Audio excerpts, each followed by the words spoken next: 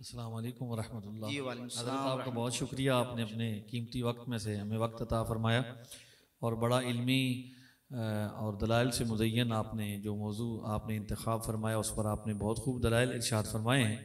तो मेरी गुजारिश ये है कि इस पर सवालात ज़्यादा होने चाहिए। ये वो मसला है जिस पर सबसे ज़्यादा ये लोग जो हैं वो जी जी हमारे नौजवानों को प्रोपोगंडा भटकाते करते हैं। हाँ हैं। जी। तो उसमें एक जो उस पर आप बेशक तफसीली आप इस पर इरशाद फरमा दें कि ये जो इस्तिमदाद है ये भी करामतन है। तो इसमें मा फौकुल असबाब और मा तहतुल असबाब का ये जो चक्कर चलाते हैं इस पर आप इरशाद फरमा दें ताकि हमारे जो अहबाब हैं ये इस्तिफादा कर लें। मसला इस्तिमदाद का मतलब है किसी से मदद तलब करना। देखें कि कुछ चीजें ऐसी हैं कि जिनमें किसी मकाम पे किसी की तरफ किसी चीज की निस्बत हकीकी की जाती है और किसी मकाम पे निस्बत मजाजी की जाती है। जब इस्तिमदाद की निस्बत अल्लाह रब्बुल इज्जत की तरफ होती है तो वहां निस्बत हकीकी है, यानी अल्लाह रब्बुल इज्जत कादिर मुतलक है, अल्लाह रब्बुल इज्जत की जात कादिर व कदीर है और वो जाती तौर पर हकीकतन अपने बंदों की मदद फरमाता है।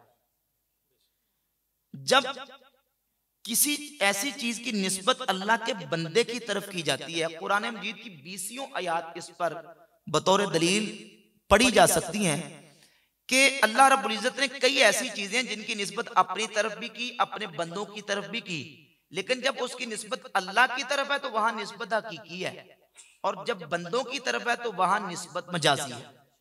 समझिए कुरान मजीद में अल्लाह ताला फरमाता है अल्लाहु यतवफ़्फ़ल अनफुस, अल्लाह नफ्सों को मौत देता है, उनको फौत करता है। और फौत करने वाली हस्ती कौन है? अल्लाह। हकीकतन अल्लाह ही जानों को मौत देता है और वही हकीकतन मारने वाला है। मुहयी और मुमीत उसकी शान है, जिंदा करना और मारना किसकी शान है? अल्लाह की। लेकिन कुरान मजीद में ही अल्लाह रब्बुल इज्जत दूसरे मकाम पे एक फेल की निस्बत फरिश्तों की तरफ फरमाता है और फरमाता कुल यतवफ़्फ़ाकुम मलकुल मौतिल्लज़ी वुक्किला बिकुम सुम्मा इला रब्बिकुम तुरजऊन। बाबू फरमा दीजिए यतवफ़्फ़ाकुम मलकुल मौत, तुम्हें मलकुल मौत फौत करता है। कौन करता है? एक आयत में कहा कि अल्लाह फौत करता है, दूसरे में कहा कि मलकुल मौत। अब मलकुल मौत को अल्लाह रब्बुल इज्जत ने जो ताकत उनके पास है वो अल्लाह ने दी है, अल्लाह रब्बुल इज्जत की जाती है और मलकुल मौत के पास ताकत अताई है। जब हम इस्तिमदाद की बात करें, एक मिसाल ही काफी है, इस पर 20 मिसालें जो है पेश की जा सकती हैं। जब हम इस्तिमदाद की बात करते हैं, इस्तिगासा की बात करते हैं, अल्लाह रब्बुल इज्जत के बंदों से मदद मांगने की बात करते हैं, तो हम ये कहते हैं कि अल्लाह रब्बुल इज्जत के बंदे, अल्लाह के महबूब बंदे, अल्लाह रब्बुल इज्जत के प्यारे, अल्लाह रब्बुल इज्जत जल्ला शानहू के बंदे अल्लाह की दी ताकत से वो बंदे की मदद कर सकते हैं और उनका मदद करना हकीकत में अल्लाह ही का मदद करना है। जब ये अकीदा रखा जाए कि हकीकत में अल्लाह करने वाला और ये उसकी मदद का मजहर है, या यूं कह लें ये उसकी मदद का जरिया है, अल्लाह की मदद का, यानी जो जाहिरन कोई किसी की मदद करता है। मिसाल के तौर पे मैं किसी से कर्जा लेता हूं, मैं परेशान हूं, मजबूर हूं, किसी ने पैसे रकम रुपया देके मेरी जाहिरन मदद की। अब वो जो मेरी जाहिरन मदद कोई बंदा कर रहा है तो उसके पास हकीकतन ताकत नहीं है, वो हकीकतन गनी नहीं है, बल्कि असल मदद अल्लाह की है, लेकिन वो अल्लाह की मदद अल्लाह अपने बंदे के जरिए करवा रहा है। रुपए पैसे के जरिए, मालो दौलत के जरिए या जाहरी असबाब के जरिए। आगे तशरीफ लाओ मेहरबानी। तो जो जाहरी असबाब के जरिए मदद करता है वो भी किसकी ताकत से करता है? अल्लाह की। हकीकतन वो ताकत नहीं रखता, हकीकतन वो गनी नहीं है, बल्कि गनी कौन है? अल्लाह। अब हम कहते हैं कि कुछ चीजें ऐसी हैं जो जाहरी ताकत में बंदों की हैं और कुछ चीजें वो हैं कि जो अल्लाह ने अपने महबूब बंदों की रूहानी ताकत में रखी। इधर रूह की ताकत का कॉन्सेप्ट समझना जरूरी है। और उसकी तरफ फिर दोबारा हम कुरान मजीद की तरफ जाते हैं, सूरत नमल की आयत नंबर 40 की तरफ, ज़ाहिर है कि हमने जब भी किसी चीज को साबित करना तो कुरान पाक से शुरू करेंगे। अब वो कहते हैं ठीक है जी वो तो वाकया बनी इसराइल की वली का था, अब का को वाकया दिखाएं, अब वली नहीं है भाई, अब भी वली अल्लाह के जमीन पे है। तो ये है कि अब एक अलग मसला कि हम उन तक नहीं पहुंच सकते या हमारी वहां तक रसाई नहीं, ये एक अलग इशू है, लेकिन विलायत के मकाम का इनकार नहीं हो सकता। वो वाकया मलका बिल्कीस के तख्त लाने का सूरत नमल की आयत नंबर 40 में मौजूद है कि सुलेमान अलैहिस्सलाम ने फरमाया कि मलका बिल्कीस का तख्त कौन लाएगा। सुलेमान अलैहिस्सलाम शाम में बैठे और मलका बिल्कीस का तख्त यमन की तरफ है, पूरा जजीरा नुमाया अरब गुजर के यमन आता है और बिल्कुल उसकी दूसरी तरफ जो है वो शाम है। शाम में बैठे कहा कि मलका बिल्कीस का तख्त तो कौन लाएगा, तो एक उस अल्लाह के बंदे ने जिसको अल्लाह ने इल्मे इसमें आजम अता फरमाया था। ये भी गौसे पाक के अकीदे से रिलेटेड बात आ गई है। ये गुनियत तालिबीन है और इसकी जिल्द नंबर 1 के सफ़ा नंबर 213 पे हुजूर गौसे पाक सरकार रहमतुल्लाह ताला अलैह ने उस बंदे का नाम भी लिख दिया है। सब जानते हैं वैसे, लेकिन मैं गौसे पाक के हवाले से अर्ज कर देता हूं। आप फरमाते, ये देखें, फरमाते हैं कि वकाना वह आसिफ इब्न बरखिया इब्न शाया व इस्म उम्मिही बातूरा, वो जो बंदा ने जिसने कहा मैं तख्त लेके आऊंगा उसका नाम आसिफ बिन बरखिया है और उसकी वालिदा का नाम बातूरा है। वह मिन बनी इसराइल, और वो बनी इसराइल से था। वकाना यालमु इस्मल्लाहिल आज़म, और उसको अल्लाह ने अपने इस्म आज़म को सिखाया था, तालीम इरशाद फरमाया।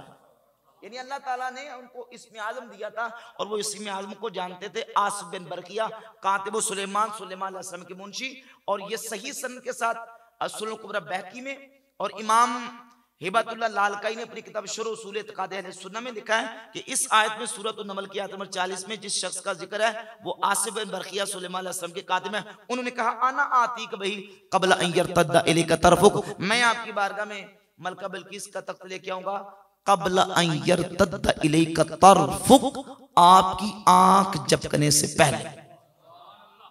अब यहां रूह की ताकत को समझे, और रूह जो है उसको मौत, बोले मौत, इस पर इजमा है उम्मत का कि रूह को मौत तो कहते ही इनफिसाल रूह अनिल बदन, यानी बदन से रूह का अलग हो जाना, इसको मौत कहा जाता है। मौत होती है सिर्फ रूह बदन से अलग हो जाती है, ये मौत है। रूह को मौत, रूह चाहे बंदा जिंदा हो या फौत हो गया, रूह जिंदा है। और ताकत हम जब मानते हैं वो रूह की मानते हैं, और रूह जब बंदा जिंदा तब भी उसकी जिंदा है, और जब रूह जिस्म से निकल जाए तो रूह तब भी जिंदा है। अब आसिफ बिन बरकिया ने कहा मैं मलका बिल्कीस का तख्त लेके आऊंगा आंख झपकने से पहले। अब इस पे जितना गौर करें कम है। एक दीवार के बाहर कोई चीज पड़ी है ना, आंख झपकने से पहले वो भी अंदर, भाई यहां से उठा के यहां करनी हो ना, आंख झपकने से पहले वो भी, तो फिर कैसे आ गई वो, कैसे? वो अल्लाह रब्बुल इज्जत की दी हुई रूहानी ताकत से आती है, रूहानी ताकत से। अब जब हम ये मानते हैं कि अल्लाह ने अपने बंदों को रूहानी ताकत अता फरमाई है, एक मतलब मैं अपने जिस्मानी फिजिकली तौर पे एक मान वजन उठा सकता हूं, 1.5 मान वजन उठा सकता हूं, ये मेरे जिस्म की ताकत है। किसकी ताकत है? जिस्म की। रूह की ताकत क्या है कि इतना भारी बरकम वजन वाला तख्त आसिफ बिन बरखिया ने कहा मैं लेके आता, आना आती कब ही, मैं लेके आऊंगा क़ब्ल अन यरतद्दा इलैका तरफुक, आंख झपकने से पहले। और सिर्फ दावा नहीं किया बल्कि सुलेमान अलैहिस्सलाम ने देखा तो वो तख्त सुलेमान अलैहिस्सलाम के सामने पड़ा हुआ था। कहा ये मेरे रब का फजल है, ये मेरे रब का फजल है। अब रूहानी ताकत, अब ये रूहानी ताकत जो है इसकी बुनियाद पर हम अकीदा रखते हैं कि अल्लाह रब्बुल इज्जत अपने महबूब बंदों को वो रूहानी ताकत अता फरमाता है कि जो हमारा जिस्म नहीं कर सकता अल्लाह के महबूब बंदों की रूह कर सकती है। अगर आसिफ बिन बरखिया शाम में बैठे यमन से तख्त ला सकते हैं तो क्या गौसे पाक सरकार अपने गुलामों की मदद नहीं फरमा सकते? उनकी रूह पाक अगर गुलामों की मदद कर दे तो वहां तौहीद और यहां शिर्क कैसे हो गया? अब सवाल ये कि आसिफ बिन बरखिया गए आए और या गए और आए, या ये हुआ कि आसिफ बिन बरखिया ने दिल में सोचा और कहा कि हो जा और हो गया। और ये बात गौसे पाक ने अपने अकीदे में लिखी है। ये फतूहुल गैब शरीफ है। और ये गौसे पाक सरकार रहमतुल्लाह की मुसल्लमा किताब है। इब्ने तैमिया जो आजकल के वलियों की करामतों के मुनकिर है, उनका इमामों पेशवा है, इब्ने तैमिया ने इस फतूहुल गैब शरीफ की शरह की हुई है। फतावा इब्ने तैमिया की जिल्द 11 में इसकी शरह मौजूद है। इसमें मकाला नंबर 16, मकाला नंबर 40 और मकाला नंबर 46 गौसे पाक सरकार फरमाते हैं अल्लाह रब्बुल इज्जत अपने बंदों को ये ताकत और शान अता करता है। अल्लाह फरमाता है अनल्लाहुल लज़ी ला इलाहा इल्ला, ऐ बंदे मैं इलाह हूं, मेरे अलावा कोई इबादत के लायक नहीं। अक़ूलु लिशै कुन फयकून, मैं किसी शय को कहता हूं हो जा तो वो हो जाती है। अतइनी अजअल का तक़ूलु लिशै कुन फयकून, तू मेरी इताअत कर मैं तुझे भी बना दूंगा, तू भी कहेगा कुन हो जा तो वो हो जाएगी। अल्लाह तबारक व तआला जो शान और ताकत बंदे को अल्लाह ने जन्नत में अता करनी है ना, फरमाता है जब बंदा मरने से पहले मर जाता है और अपने आप को फना कर देता है और अपने आप को मिटा देता है, ये गौसे पाक सरकार फरमाते हैं जब अपने आप को मिटा देता है, जो अल्लाह तबारक व तआला ने बंदे को जन्नत में अता करना है, बंदे को अल्लाह दुनिया में अता फरमा देता है। जन्नत में क्या अता होना कि बंदा चाहेगा कि मेरे सामने खाना आज तो खाना आ जाएगा, बंदा चाहेगा कि मेरे सामने लिबास अच्छे से अच्छा तो अच्छे से अच्छा लिबास आ जाएगा, बंदा दिल में चाहेगा कि मेरे सामने अच्छे से अच्छे मशरूबात आ जाए तो आ जाएंगे। तो फरमाते हैं कि जो जन्नत में मिलेगा अल्लाह तबारक व तआला बंदे को दुनिया में अता फरमा देता है। लेकिन फिर भी बंदा ही रहता है, फिर भी क्या रहता है, खुदा। बात समझ आ रही है? वो गॉड नहीं बनता, खुदा नहीं बनता, वो गॉड नहीं बनता, ना मिनी गॉड ना लार्ज ना स्मॉल, बंदा बंदा है, खुदा खुदा है, अल्लाह के अलावा कोई खुदा नहीं। अब ये ऐसी नई नई नस्लें हैं जो जब मानने पे आते हैं तो बंदों को खुदा मान लेते हैं, बंदों को खुदा कहते हैं। वो एक हमारे यहाँ आने के इल्मी किताबी साहब वो कहते हैं कि वो बंदे को अल्लाह ताला जन्नत में मिनी गॉड बनाएगा, नौज़ बिल्लाह ताला, मिनी गॉड, छोटा खुदा, मखलूक गॉड, मखलूक खुदा। हालांकि अल्लाह रब्बुल इज्जत की जात के अलावा कोई खुदा, ला इलाहा इल्लल्लाह, अल्लाह के अलावा कोई इबादत के लायक नहीं, अल्लाह रब्बुल इज्जत के अलावा कोई खुदा नहीं। बंदे को जितनी मर्जी ताकतें शाने मिल जाए तो वो बंदा ही रहता है, खुदा नहीं बनता। तो असल में ये चीजें जो रूहानियत की ताकत है उसको समझने के साथ इसका ताल्लुक है। हम अल्लाह के फजल करम से कुरान और सुन्नत की रोशनी में ये अकीदा रखते हैं कि अल्लाह तबारक व तआला ने अपने महबूब बंदों को वो रूहानी ताकत अता फरमाई है, वो रूहानी ताकत से मदद फरमा सकते हैं।